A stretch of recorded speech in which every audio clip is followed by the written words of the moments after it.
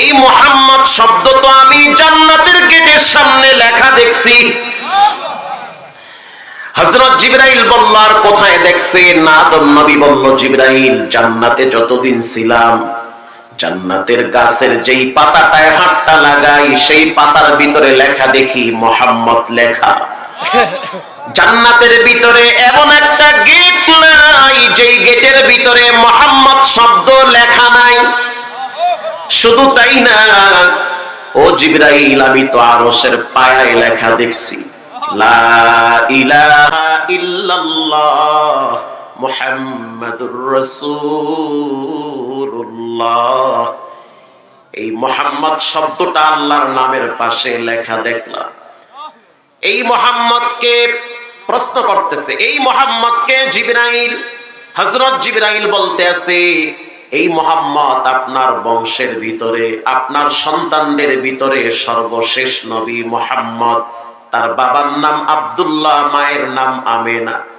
আমেনা যখন গর্ভবতী হয়েছিল তখন সে রাস্তা দিয়া যখন চলতো চতুর্দিকে ঘেরান ছড়িয়ে যেত। বান্ধবীরা বলতো, আমেনা তুমি কি পারফিউম লাগাইছো? কোন আতর লাগাইলা? এত ঘেরান আমাদের নাকে কেন পাই? আমেনা বলতে আছে, আমি কোনো আতর লাগাই নাই, আমি একটা বরকতি বাচ্চা পেটে ধারণ করছি। একটু পরই আমেনা চলে গেল কূপের কিনারায় পানি আনার জন্য। আমেনার বান্ধবীরা কূপের কিনারায় গেছে পানি আনতে, কিন্তু পানি অনেক নিচে, দড়ি লাগায়া বালতি দিয়া ঝুলায়া পানি উঠান লাগে। আমেনা বলল, যখন আমি সেই কূপের কিনারায় দাঁড়াইলাম, দাঁড়ায়া কেবলমাত্র হাতটা বাড়াইলাম, বাড়াবার সাথে সাথে পানি আমার গলা বরাবর চলে আসছে। বান্ধবীরা বলতে আছে, আমেনা তুমি এমন কোন বাচ্চা পেটে রাখছো? তুমি বাচ্চা পেটে নিয়ে যেখানেই যাও তাকায়া দেখি তোমার মাথার উপরে মেঘের খণ্ড আইসা রোদের ভিতরে ছায়া দেয়।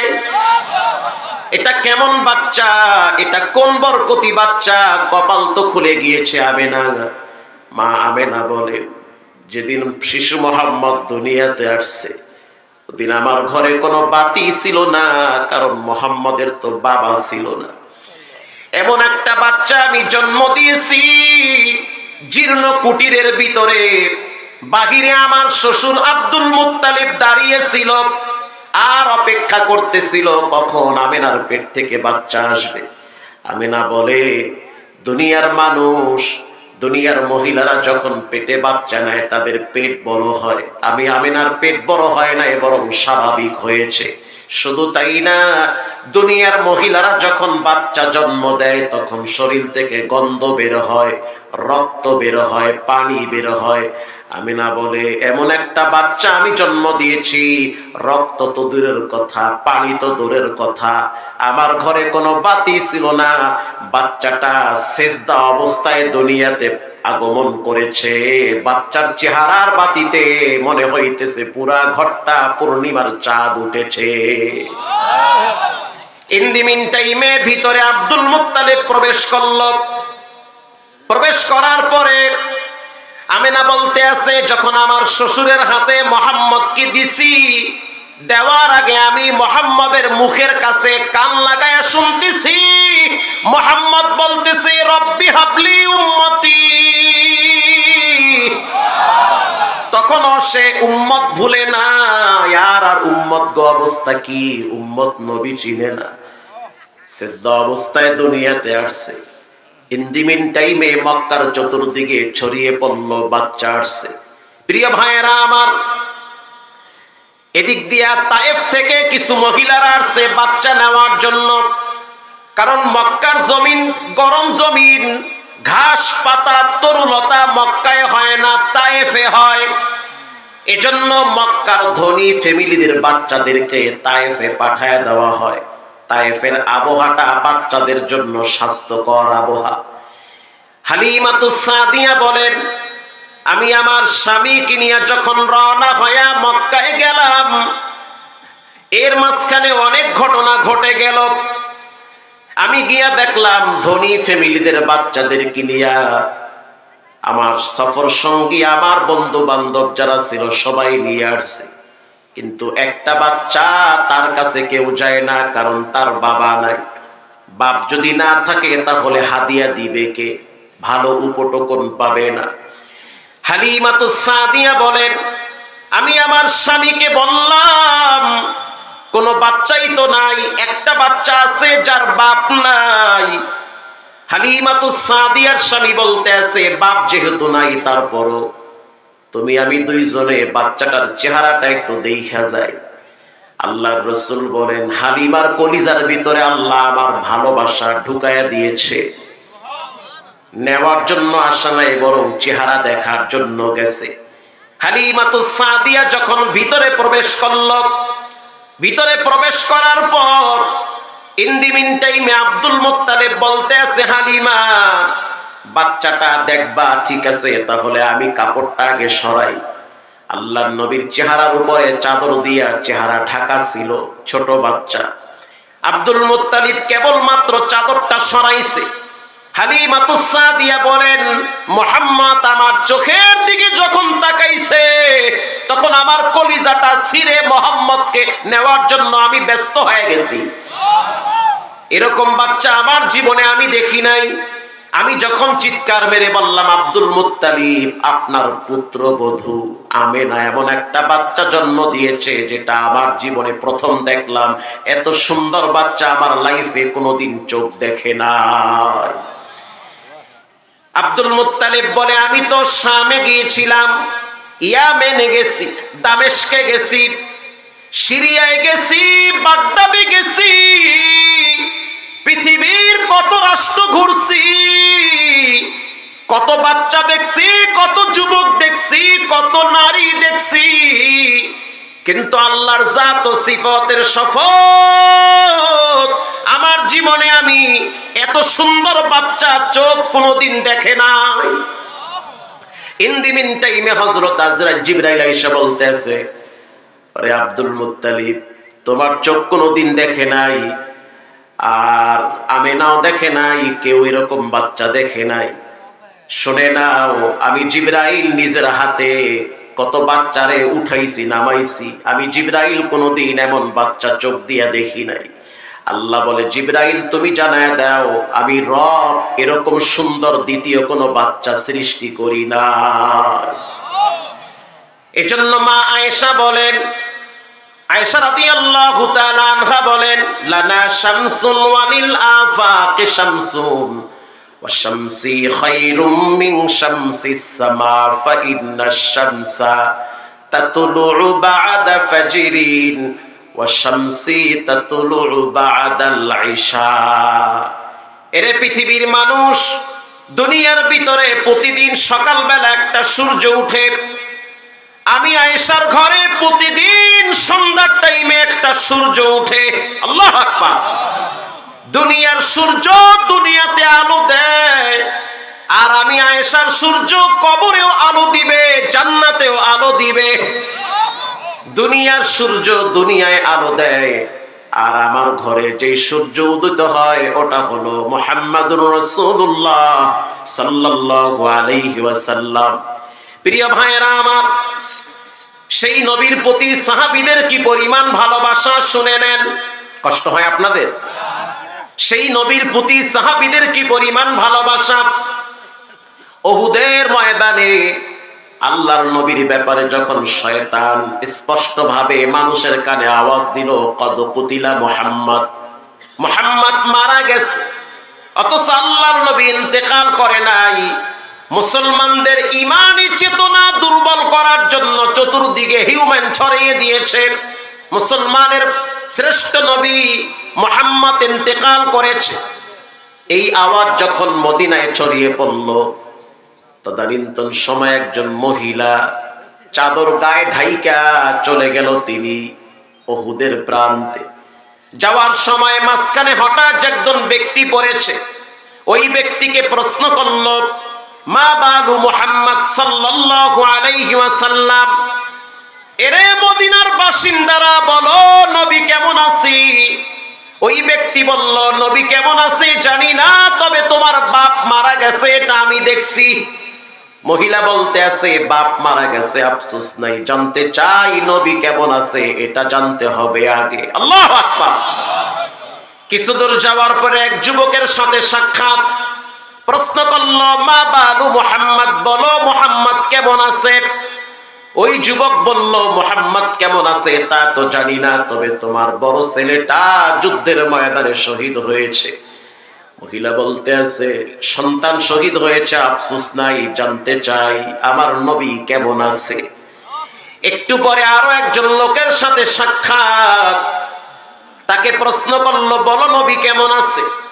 ওই ব্যক্তিও বলতে আছে নবী কেমন আছে জানি না, তবে শুনে না, তোমার আপনজন অনেকেই শহীদ হয়েছে, তোমার ছেলে শহীদ হয়েছে, তোমার ভাই শহীদ হয়েছে, এগুলো আমরা চোখ দিয়া দেখছি। হাঁটতে হাঁটতে চলে গেল একেবারে উহুদের প্রান্ত। উহুদের প্রান্তে যাওয়ার পর আল্লাহর নবীর সাহাবী আবু বকর রাদিয়াল্লাহু তাআলা আনহুর সাথে সাক্ষাৎ। তাকে প্রশ্ন করলো বলো নবী কেমন আছে? সে বলল নবী এখনো সুস্থ আছে, সে ইন্তেকাল করে নাই, সামনে গিয়া দেখবা পাথরের উপরে রাসূল বসে আছে। এবার মহিলা সেখানে গেল। যাওয়ার পরে রাসূলুল্লাহকে দেখার সাথে সাথে কি উত্তর দিল শুনে নেন। তার অভিমত কি ছিল? কুল্লু মুসিবাতিন বাদা মুহাম্মদ সাল্লাল্লাহু আলাইহি ওয়াসাল্লাম, ওগো নবীজি আপনাকে দেখার পর স্বামী শহীদ হয়েছে, সন্তান শহীদ হয়েছে, এই সব কষ্ট আপনাকে দেখার পর আমি ভুলে গিয়েছি। তাহলে বুঝেন নবীর প্রতি মহিলাদের কি পরিমাণ ভালোবাসা ছিল। আল্লাহর রাসূল বলেন লা ইউমিনু আহাদুকুম হাত্তা আকুনা হাব্বা ইলাইহি মিন ওয়ালিদিহি ওয়া ওয়ালাদিহি ওয়ান নাসি আজমাইন, ততক্ষণ পর্যন্ত ঈমানদার হতে পারবে না যতক্ষণ পর্যন্ত তুমি তোমার সন্তান, তোমার স্ত্রী, তোমার মা বাবা, এমনকি তোমার নিজের জীবনের চেয়ে রাসূলকে ভালোবাসতে না পারবা। তারাশের মুসলমানরা স্পষ্টভাবে ঈমানকে পরিষ্কার রাখতে হবে। এই সিরাজগঞ্জের জমিনে যদি কোন নবীর দুশমন নবীর ব্যাপারে জিহ্বা লড়াইয়া বাজে মন্তব্য করে, ঐক্যবদ্ধভাবে তার জিহ্বা টেনে ছিঁড়ে ফেলতে হবে।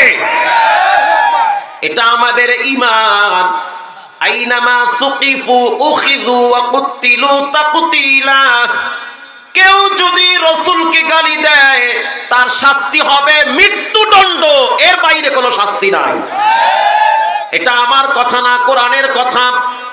কেউ যদি রাসূলকে গালি দেয়, রাসূলকে নিয়ে ব্যঙ্গ করে, আল্লাহর নবীকে নিয়ে যদি কোনো নেতা নেত্রীও ব্যঙ্গ করে, ধরে মাটিতে গেড়ে ফেলবা। তার ব্যাপারে কোনো আপোষ নাই। পৃথিবীর সব কিছু নিয়ে আপোষ হতে পারে, রাসূলকে নিয়ে কেউ কটূক্তি করলে ইনায়া বিনায়া ইঙ্গিতে ইনডাইরেক্ট ডাইরেক্ট কেউ যদি খারাপ কথা বলে, ওর জিহ্বা টেনে ছিঁড়ে কুত্তার নাস্তা বানাবা। এটা আমাদের ঈমান। এটা আমাদের কি? এটা ঈমান। প্রিয় ভাইরা আমার, একজন ইহুদির নাম ছিল কাব ইবনে আশরাফ। সে মুনাফিক ছিল, ইহুদিদের একজন আলেম ছিল। রাসূলুল্লাহর কাছে আয়েশা বলতেছে যে আমি মুসলমান হতে চাই, আমি ঈমান আনব। রাসূলুল্লাহ সহজ মনে, সরল মনে তাকে কালেমা পড়াইছে। কালেমা পড়ানোর পরে সে প্রকৃত দিল থেকে কালেমা পড়ে নাই, সে মুখে মুখে কালেমা পড়ছে। তার উদ্দেশ্য হলো রাসূলুল্লাহকে হেয় প্রতিপন্ন করা। বলেন নাউজুবিল্লাহ। রাসূলুল্লাহ তাকে সম্মান দিয়েছে, তুমি যেহেতু তাওরাতের আলেম, যাও এখন থেকে আমার উপরে ওহী নাজিল হইলে তুমি বসে বসে ওহী লেখবা, এই সম্মান আমি তোমাকে দিলাম। কাব ইবনে আশরাফ গোপনে গোপনে রাসূলুল্লাহর দুশমনি শুরু করলো। ওই যুগে যদি নবীর পিছনে নামাজ পড়া দুশমনি করতে পারে, এই যুগেও মুসলমানদের কাতারে থাইকাও ছদ্মবেশে কিছু বেঈমানরা আমাদের সমাজেও থাকতে পারে। আল্লাহর নবী যখন শুনলো যে কাব ইবনে আশরাফ সে মুনাফিক, তার মুখে একটা অন্তরে আরেকটা, রাসূলুল্লাহ তার ব্যাপারে বরদোয়া করেছে। ও মালিক, তার বিচারটা যেন দুনিয়ার মানুষ দেখতে পায়। আল্লাহ, সে তো সরল মনে, আমি তো সরল মনে তার এই কালেমা পড়াইছি। শুধু তাই না, তাকে ওহী লেখার দায়িত্ব দিয়েছি। কেন বেয়াদবি করলো? বেয়াদবির শাস্তি যেন আমি রাসূল চোখ দিয়া দেখতে পারি। আল্লাহু আকবার। কিছুদিন পরে কাব ইবনে আশরাফ অসুস্থ হয়ে গেল। অসুস্থ হতে হতে হতে হতে শরীরে ফোসকা উঠছে, ফোসকা গইলা গেছে, রক্ত বের হয়, পুষ বের হয়। ঘরের স্ত্রী বলতে আছে, বাচ্চাদেরকে নিয়ে থাকতে কষ্ট হয়, হয় তুমি ঘর থেকে যাও, না হয় আমরা চলে যাই। কাব ইবনে আশরাফ এবার ঘর থেকে চলে গেল জংলায়। জংলায় যাওয়ার পর একদিন, 2 দিন না, 3টা বছর পর্যন্ত কাব ইবনে আশরাফ অসুস্থ অবস্থায় জংলায় ছিল, কষ্ট করেছে। জংলায় থাকার পরে জঙ্গলের যেই পশু আছে তারা তো অনেকে খায় ফেলায়, কিন্তু কাব ইবনে আশরাফকে খাওয়ার জন্য বাঘ আর ছিল। নাক দিয়া হইঙ্গা দেখে নবীর দুশমন, এজন্য খায় নাই, ঘৃণায়। আল্লাহু আকবার। নবীর দুশমনের রক্ত বাঘ জিহ্বায় লাগাইতে চায় না। শিয়াল আসছিল খাওয়ার জন্য, নাক লাগায় দেখে নবীর দুশমন, ওখান থেকে চলে গেল। পিঁপড়া কাতারে কাতারে রাস্তা মাপি, কারণ নবীর দুশমন। যেই জায়গায় তিনি শোয়া ছিল সব গাছগুলা শুকায় গেছে, মাটিগুলো পুড়ে গিয়েছে। মানে সবাই ঘৃণা কাব ইবনে আশরাফের প্রতি। আল্লাহরে গালি দিলে আল্লাহ কিছু কয় না, কিন্তু নবীরে গালি দিলে আল্লাহ বিন্দু পরিমাণ সহ্য করে না। তুমি মুরগিরে ধাক্কা দিবা, মুরগি কিছু বলবে না। বাচ্চার গায়ে হাত দিলে সহজ সরল মুরগি বসে থাকে না। কথা ঠিক না বেঠিক? একটা পাখিকে আপনি টোকা মারবেন, আদর করবেন, কত কিছু করবেন, জবাই করবেন, কিচ্ছু বলবে না। কিন্তু পাখির সামনে বাচ্চাগুলারে আঘাত করলে পাখির সব শক্তি দিয়ে আপনার উপরে আক্রমণ করবে। আল্লাহর পরিষ্কার কথা, কুল ইন কুনতুম তুহিব্বুনাল্লাহ, আমি আল্লাহকে যদি ভালোবাসতে চাও, ফাত্তাবিউনি ইউহিব্বুকুমুল্লাহ, তারা যেন আপনি রাসূলকে ভালোবাসে। আমাকে ভালোবাসতে হলে রাসূলকে ভালোবাসতে হবে। হাদিসে আসছে, মানুষ যখন দোয়া করে, দোয়ার শুরুতে যদি নবীর নাম না নেয় তার দোয়া কবুল হয় না। আল্লাহু আকবার বলেন।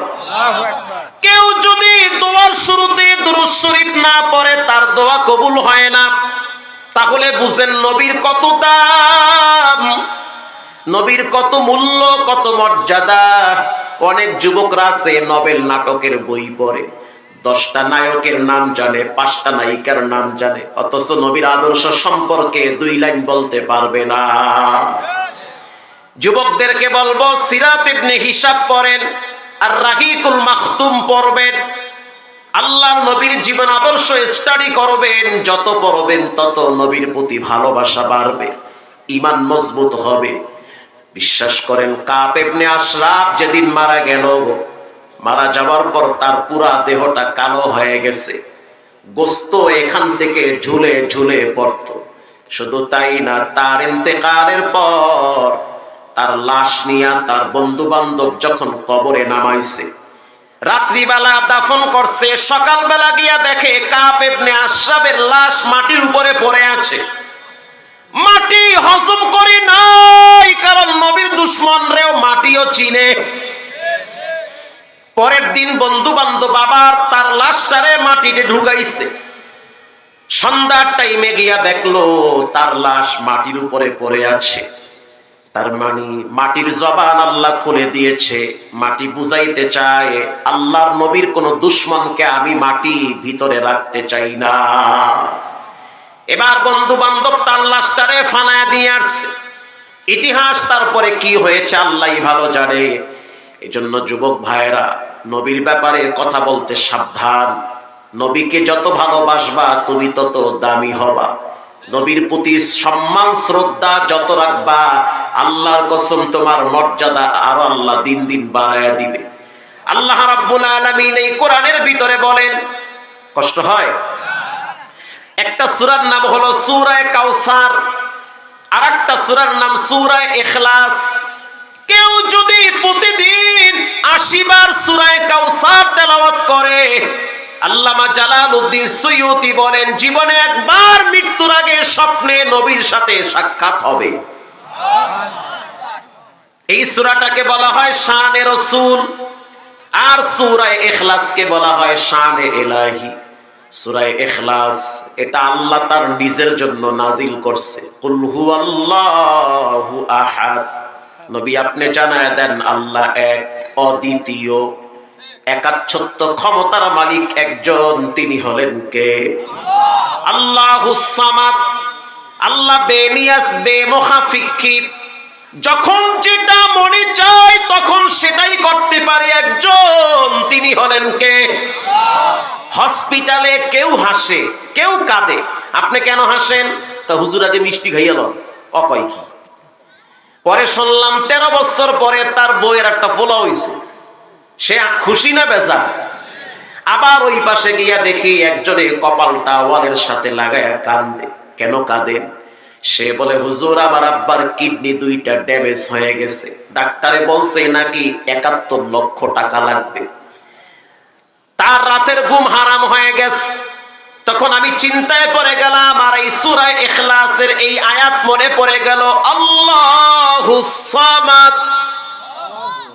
আল্লাহ কেউরে হাসায়, কেউরে কাঁদায়, কেউরে ক্ষমতায় রাখে, কেউরে নিজের হাতে রান্নাও খাইতে দেয় না। ওরে সুবহানাল্লাহ, দরবেশ বাবায় দাড়ি কামাইয়াও বাঁচতে পারে নাই। আল্লাহুস সামাদ, আল্লাহর যখন যেটা মনে চায় তখন সেটাই করে। পৃথিবীর কেউ আল্লাহর কাছে জবাবদিহিতা করতে পারবে না। আল্লাহর যখন যেটা ইচ্ছা তখন সেটাই করতে পারে। পৃথিবীর সবাই একজনের কাছে ধরা, তিনি হলেন কে? আল্লাহুস সামাদ। আল্লাহুস সামাদ, তিনি বেনিয়াস বেমুখাফিকি, যা ইচ্ছা তাই করতে পারে। ঢাকার থেকে বউ আনতে আইছে বগুড়ায়, বরযাত্রী। যমুনা ক্রস করার পরই এই মাইক্রো গাড়িটা উল্টে গেছে, তো সেখানে বর শেষ, লগে বান্ধবী আসলো, হেরাও শেষ। তো বিয়ার রং আর যাইয়া ওই যে কি কয় শরীরের রক্ত একাকার হয়ে গেছে। আল্লাহুস সামাদ, তার যখন যেটা ইচ্ছা তখন সেটাই করে। এই যে মাওয়ায় টোল প্লাজায় কি মর্মান্তিক অ্যাক্সিডেন্ট, কি হয়ে গেল! ছোট্ট বাচ্চাটার মাথার উপর থেকে ট্রাকের চাকা চলে গেল, ট্রাকের চাকা গেল, বাচ্চা মেয়েটার চোখটা বের হয়ে গেছে।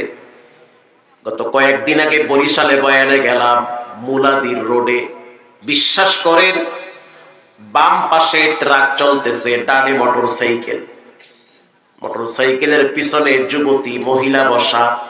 একটা অটো আইসা ধাক্কা মারছে, মহিলাটা ছিটকে গিয়ে ট্রাকের পিছনের চাকার ভিতরে মাথা চলে গেছে। শুধু তাই না, ওই মহিলাটার মাথার ঘিলু রাস্তায় রাস্তায় ছিটেছে। যে ওই দৃশ্য যারা দেখছে তারা অনেকে অসুস্থ হয়ে গেছে, অনেকে খাইতে পারে নাই, কয়েকদিন পর্যন্ত অনেকে অসুস্থ হয়েছিল। কি দেখলাম? চোখের সামনে একটা মহিলার লাশ রাস্তায় মাথার ঘিলু ছিটকাইতেছে। আল্লাহুস সামাদ। যারা এখানে বসা আছেন, কালকে হয়তো সকাল হতে পারে, পরকালও হতে পারে, ঠিক না বেঠিক? আল্লাহুস সামাদ। হে যুবক, কত যুবককে চোখ দিয়া দেখছি হাসি মাখা চেহারা নিয়ে ঘর থেকে বের হয়েছে, রক্তাক্ত চেহারা রাস্তার ঢালে পড়ে আছে। আল্লাহুস সামাদ, যখন যা মনে চায় তাই করতে পারে একজন, তিনি হলেন কে? যাকে ইচ্ছা ক্ষমতায় বসাবে। ক্ষমতায় গেলেই যে সম্মান হয় বিষয়টা এমন না। ব্যাপারটা হলো এমন, ক্ষমতা আল্লাহ মানুষকে দান করে পরীক্ষা করার জন্য। যে ক্ষমতা দিলাম দেখি চেহারটারে বৈশা কেমনে জুলুম করে, নির্যাতন করে না, ইনসাফের প্রতীক কায়েম করে।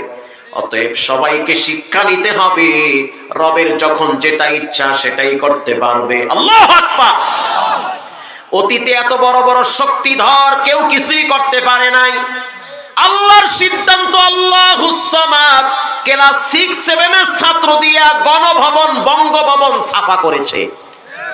কথা আসতে বলবেন না জোরে বলেন? আল্লাহুস সামাদ। আওয়ামী লীগের ভাই যারা আছেন রাগ করেন না আমার কথায়, আমি কিন্তু কোরআনের কথাই বলতেছি। আল্লাহুস সামাদ, তার সিদ্ধান্ত যেটা হয়েছে সে সেটাই করছে। রাগ করতেছেন নাকি? না, রাগ করবে না। কেন রাগ করবেন? আল্লাহর যখন যেটা মনে চায় সেটাই করবে। আবার সামনে আল্লাহ কোনটা করবে এটা সেই ভালো জানে। কিন্তু আমরা চাই এই জমিনে কোরআনের রাজ কায়েম হোক। আমরা চাই এই জমিন থেকে জুলুম, নির্যাতন, অত্যাচার দূর হোক।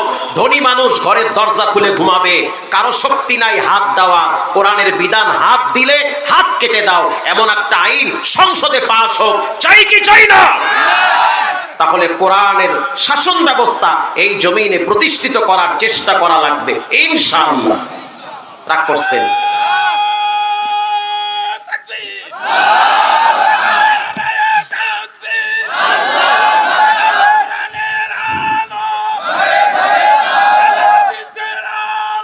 সংসারে গেল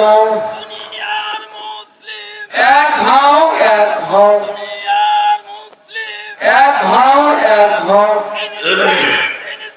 জিন্দাবাদ জিন্দাবাদ, আল্লাহু আকবার। প্রিয় ভাইরা আমার, আল্লাহুস সামাদ, বেনিয়াস বেমুখাফিক্কি, যখন যেটা মনে চায় তখন সে সেটাই করতে পারে। আমারও ভয় লাগতেছে কখন না জানি জীবনে কি হয়ে যায়, কারণ যেটা আমি জানি না সেটা জানেন কে? ইমাম মালিক রহমাতুল্লাহ আলাইহি মদিনায় 40 বছর হাদিস পড়াইছে। 40 বছর রাসূলুল্লাহর রওজার পাশে। আমরা হাদিস পড়লে বলি ক্বালা রাসূলুল্লাহ সাল্লাল্লাহু আলাইহি ওয়াসাল্লাম। ইমাম মালিক বলতো ক্বালা হাযা, হাযা মানে রাসূলুল্লাহ, মানে সে তো নবীর রওজার পাশে। ক্বালা হাযা, ইনি বলেছেন, যিনি এখানে আছেন। মিফতাহুল জান্নাহ আউয়ালু মা ইউহাসাবু বিহিল আবদু ইয়াউমাল কিয়ামাতিস সালাহ। কিয়ামতের দিন সর্বপ্রথম নামাজের হিসাব নেবেন কে? এটা আমি বলি নাই, এটা ইনি বলেছেন। ইমাম মালিক তার মনে চাইতেছে তার মৃত্যুটা যেন মদিনায় হয়। এটা তার মনে চায়, যদি নবীর দেশে মরতে পারতাম জীবনটা আমার ধন্য হয়ে যেত। হজের মৌসুম চলে আসছে, মনটা টানতেছে যদি মক্কায় যাইতে পারতাম। মক্কায় যাইতে গিয়া যদি রাস্তায় মরণ হয়